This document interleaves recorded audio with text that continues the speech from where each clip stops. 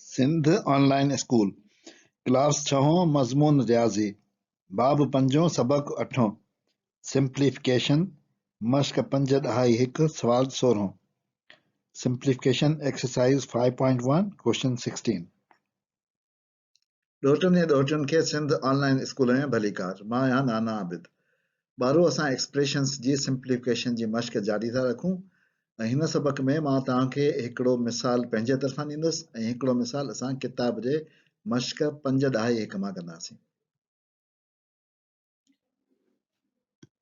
ॿारो पहिरीं असां ही मिसाल हल कंदासीं। ही मिसाल इंटीजर्स जे बेस ते आहे, यानी हिन में रुॻो इंटीजर्स आहिनि।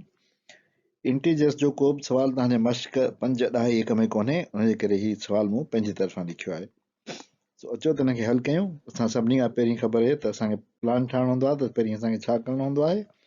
सभिनी खां पहिरीं असां ॾिंगियूं ॾिसंदासीं त कहिड़ियूं ॾिंगियूं आहिनि, उन्हनि ते असां निशान हणंदासीं। हीअ असांजी पहिरीं ॾिंगी आहे, हीअ ॿी ऐं हीअ टी, इहे असांखे हल करणा आहिनि। हाणे हिन पहिरीं ॾिंगीअ जे अंदरि असांखे छा आहे, हीउ वॾो एक्सप्रेशन आहे, इन ते असां बोडमास जो उसूल लॻाईंदासीं। बदमाश बोडमास त ब्रैकेट जे अंदरां वारो डिमास वारो जेको आहे, उन में असांखे डिवीजन मल्टीप्लिकेशन करणी आहे, उन खां पोइ एडिशन ऐं सब्ट्रैक्शन करणी आहे। सो डिवीजन ऐं मल्टीप्लिकेशन असां ही टे ई गॾु बि करे सघूं था, त डिवीजन ऐं मल्टीप्लिकेशन आहे। ऐं असां उन्हनि खे अलॻि अलॻि स्टेप वाइज़ करे सघूं था। तो अचो त असां उन्हनि खे स्टेप वाइज़ कयूं, यानी सभिनी खां पहिरीं असां कंदासीं डिवीजन, डी वारी डिवीजन। असां सभु हेठि लाहींदासीं सवाइ हिन जे चइनि खे ॿियनि सां वंड कबो त जवाबु ईंदो 2, इन जा ते लिखंदासीं 2, ॿिया सभु असां हेठि लाहींदासीं।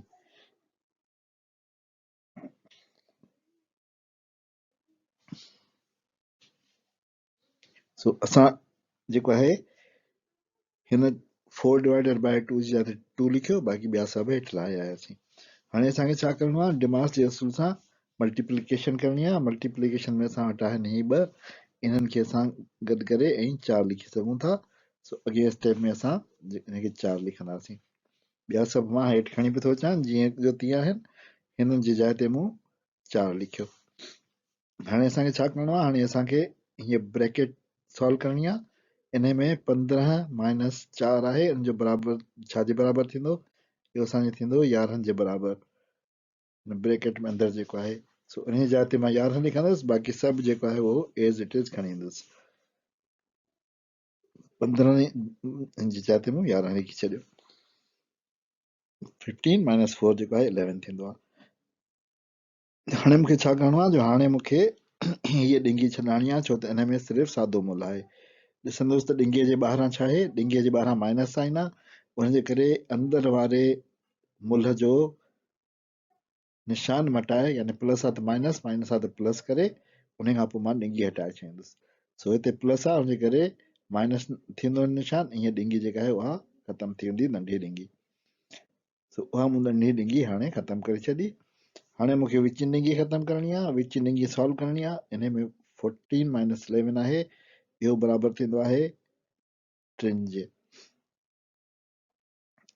हाणे मां हिन जाइ ते 3 लिखी छॾींदुसि।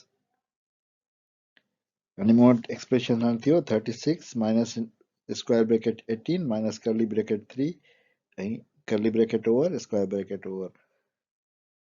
ॾिंगीअ जे ॿाहिरां छा आहे, माइनस आहे, उनजे करे वरी साॻियो थींदो, हिन जो जेको आहे निशान मटाए ॾिंगीअ खे ख़तमु करे छॾिबो। इहो थियो 18 माइनस 3, जेकॾहिं मूं निशान मटायो ऐं ॾिंगी ख़तमु करे छॾी। हाणे अॻियां मूंखे करिणो आहे 18 माइनस 3 खे सॉल्व करिणो आहे। 18 माइनस 3 खे सॉल्व करण लाइ मां जेको आहे उहो 18 मां 3 कटींदुसि, त मूं वटि बचंदा 15। सुहिणी जाइ ते मां लिखंदुसि 15। 36 माइनस 15 जेके आहिनि उहे स्क्वायर ब्रैकेट में हूंदा। ब्रैकेट जे ॿाहिरां छा आहे, मूं वटि माइनस जो निशान आहे ब्रैकेट जे ॿाहिरां, उनजे करे हिन जो जेको आहे साइन मटिजंदो, निशान मटिजंदो ऐं ब्रैकेट ख़तमु थींदी, यानी 36 माइनस 15 थी वेंदो। हाणे 36 मां 15 मूं कटिया, त बाक़ी बचा 21। सो हिन जो आंसर थी वियो मूं वटि 21। ही जेको आहे जवाबु अची वियो। ॿारो ही ॿियो सुवाल जेको असां हल कंदासीं, उहो एक्सरसाइज़ 5.1 जो क्वेश्चन 16 आहे। इन में 6 मेंबर्स आहिनि ऐं 6 ई ॾहाई वारा आहिनि, यानी डेसिमल फ्रैक्शन आहिनि। हिन में असां ॾिसंदासीं त असां वटि मुल्तफ़ बि आहे, राउंड ब्रैकेट बि आहे ऐं करली ब्रैकेट बि आहे। हुनजे करे सभिनी खां पहिरीं असांखे ब्रैकेट्स खे करणो आहे। पहिरीं असां हीअं कंदासीं, उन खां पोइ हीअं कंदासीं, उन खां पोइ हीअं कंदासीं।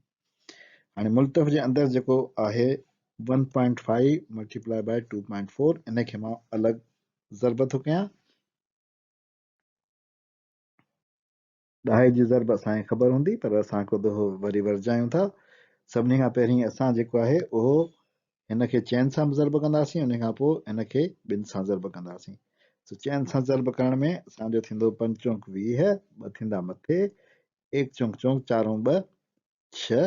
उन खां पोइ असां हिते हिकिड़ी क्रॉस लॻाईंदासीं। उन खां पोइ असां ॿिनि सां ज़रब कंदासीं। 5 ॾूं 10, 1 मथे, 1 ॾूं 2, 2 ऐं 1 3, हीउ थींदो 360। डेसिमल 1 ॿिए खां पोइ ईंदो 3.6 थी वेंदो।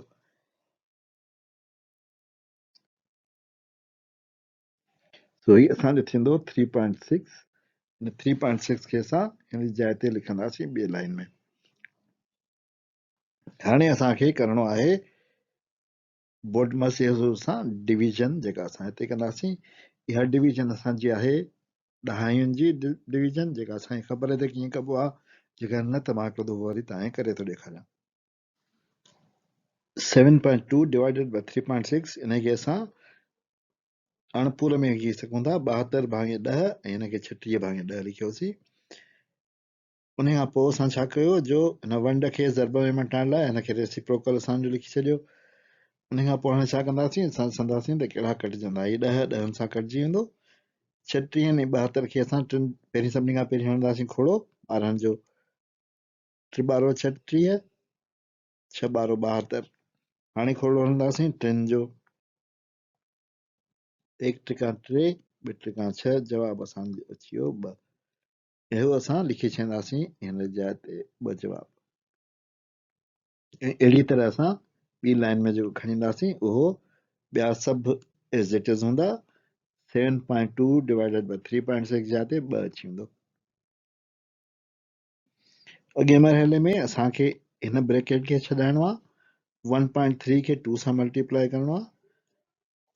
असांखे ख़बर आहे त 1.3 खे 2 सां मल्टीप्लाई कबो त असां वटि ईंदो 2.6। सो असां हिते जेको आहे 2.6 लिखंदासीं अॻे स्टेप में हिन जाइ ते। असां वटि हाणे ब्रैकेट में सादो मोल अची वियो। हाणे असांखे ब्रैकेट खे ख़तमु करणो आहे। ब्रैकेट जे ॿाहिरां प्लस साइन आहे, उनजे करे असां कुझु करण खां सवाइ ब्रैकेट खे सौ सिधो ख़तमु करे सघूं था, जेको असां हिते करे छॾियो। हाणे असांखे विची लिंगी छॾाइणी आहे। उन विची लिंगीअ में असां वटि आहे हीअ एक्सप्रेशन, जंहिंखे असांखे एड करणो आहे। अचो त हिनखे मां अलॻि सां एड कयां।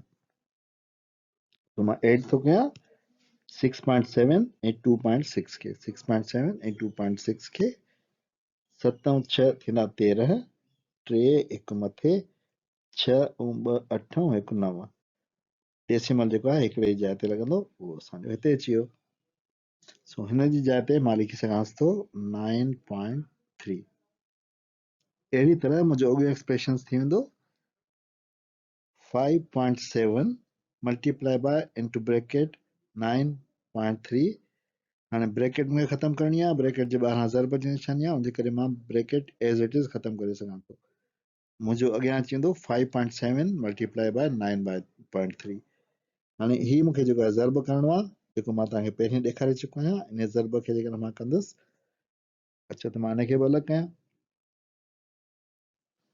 हीउ मूं अलॻि जेको आहे उहो सॉल्व कयो आहे। 5.7 खे 9.3 सां मल्टीप्लाई कयो आहे। 7 टिका 21, 1 2 मथे, 5 टिका 15 ऐं 2 17। उन खां पोइ मूं क्रॉस लॻायो, 7 9 3 हेठि 3, 6 मथे, 5 9 45 ऐं 6 51। उन खां पोइ मूं 1 ऐं 1 1 ऐं ॿुड़ी 1 थी वियो, 7 ऐं 3 10 थी विया, ॿुड़ी 1 मथे थी वियो, 1 2 ऐं 3 थी विया, ऐं हिते 5 थी विया। डेसिमल लॻंदो 1 ऐं 2 खां पोइ थींदो 53.01, यानी हिन सुवाल जो जवाबु थींदो 53.01। भारो असां अञा प्रैक्टिस ॿिए सबक में बि जारी रखंदासीं। हाणे नाना बिद खे इजाज़त ॾियो। ख़ुदा हाफ़िज़।